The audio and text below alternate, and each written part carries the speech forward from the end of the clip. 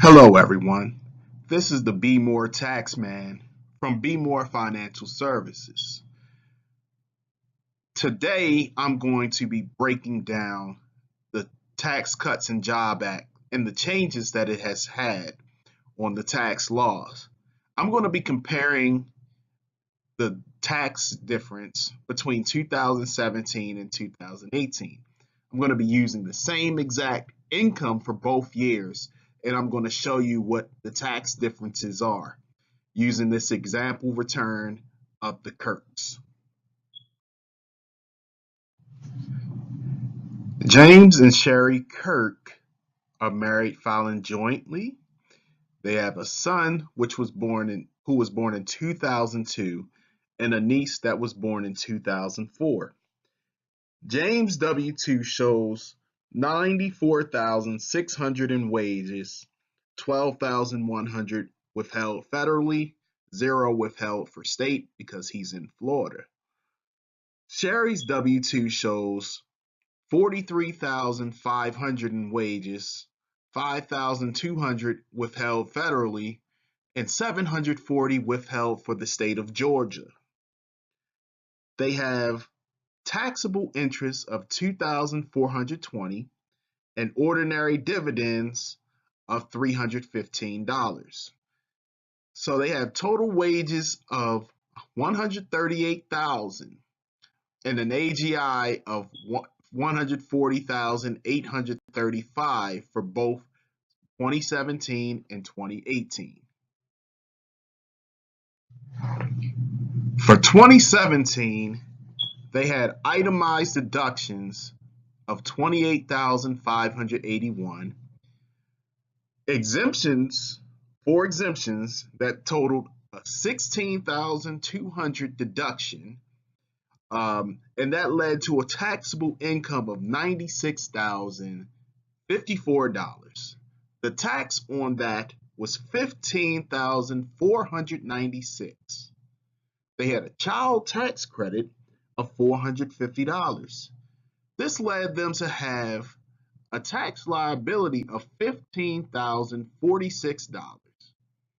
They had $17,300 withheld from their W-2s, and this led to a refund of $2,254.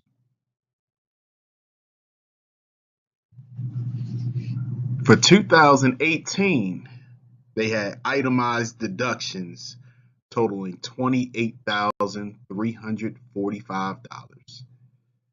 A big difference right here. Exemptions have been eliminated, so therefore that's a 0 deduction.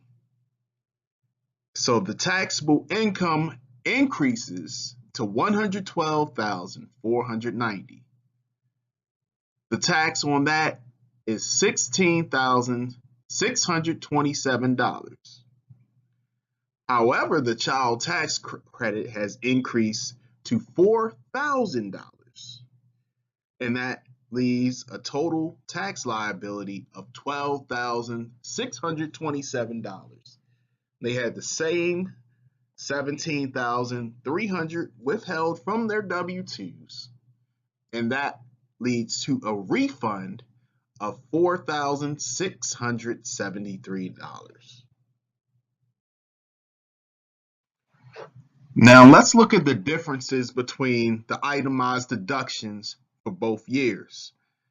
While on the surface, it does not look like there's a major difference.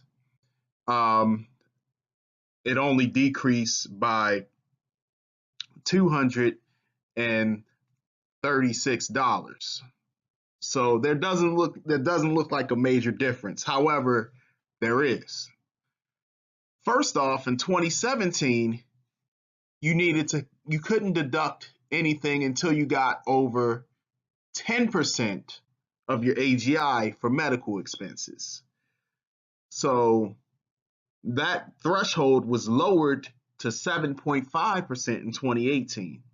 And 2.5% of 140,835 is $3,520.88. So basically, they were able to deduct $3,521 more in medical expenses in 2018 than they were for 2017. The lower general sales tax, it was 1508 in 2017, and that decreased to 1281 for 2018. So now you lose 220, like 227 or something like that. You're losing some money on that. But the major difference is the elimination of the 2% miscellaneous deductions. And that was just a collection of things, unreimbursed employee expenses and things of that nature. That was totally eliminated. They had 3,542 from that in 2017. So they lose that entire amount. So that additional 3,521 is completely wiped out by the 3,542 loss, plus, $21 more. So that's why it's a little bit less for 2018 than it was for 2017. In future examples, there'll be even more clarity as to the differences in itemized deductions between the 2 years.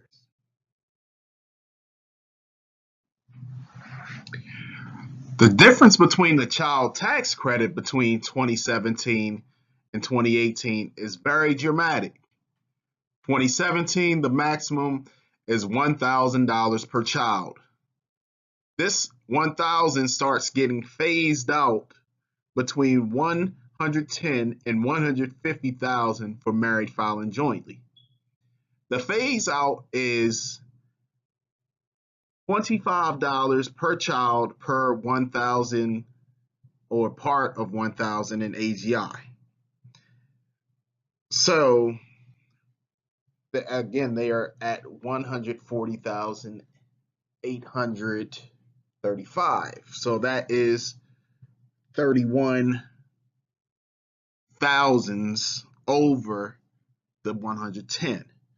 So that is equals a $775 reduction per child, which is $1,550 total. 2,000 minus 1,550 is 450, and that was the credit amount for them. 2018, totally different. The maximum is 2,000 per qualifying child, and the phase out does not start until we get to 400,000 for married filing jointly. So that is a dramatic difference, and the key for them getting this increased refund for 2018.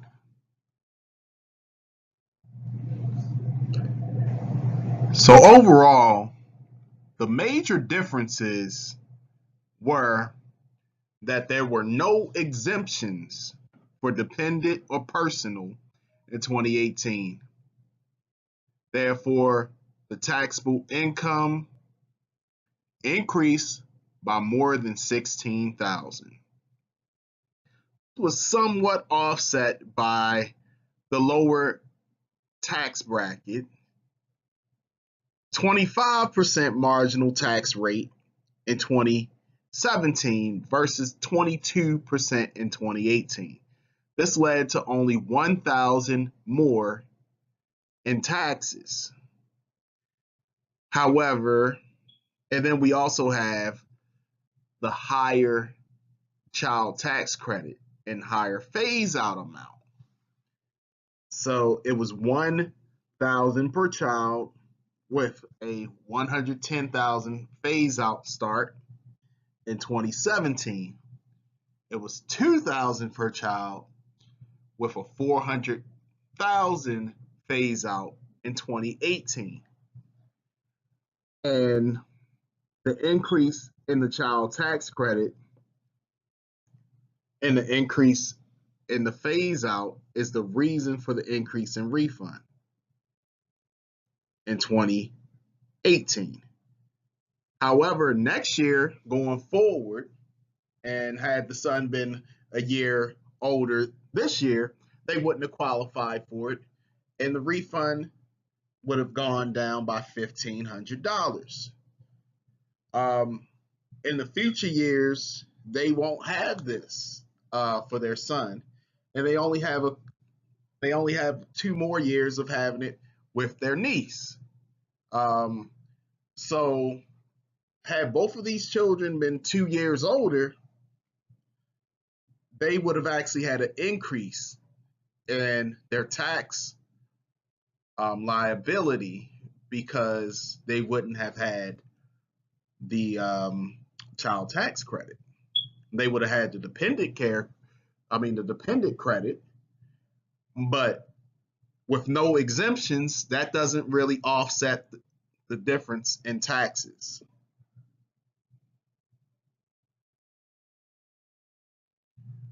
Who will pay more in 2018? People who have high itemized deductions. So, for instance, a married couple who already has more than the 24,000 standard deduction and itemized deduction, and have multiple children 17 or older, they will pay more in taxes because they lose the deductions for their exemptions, their dependent exemptions, as well as the personal, and they only receive $500 for their dependents. So they're going to pay more.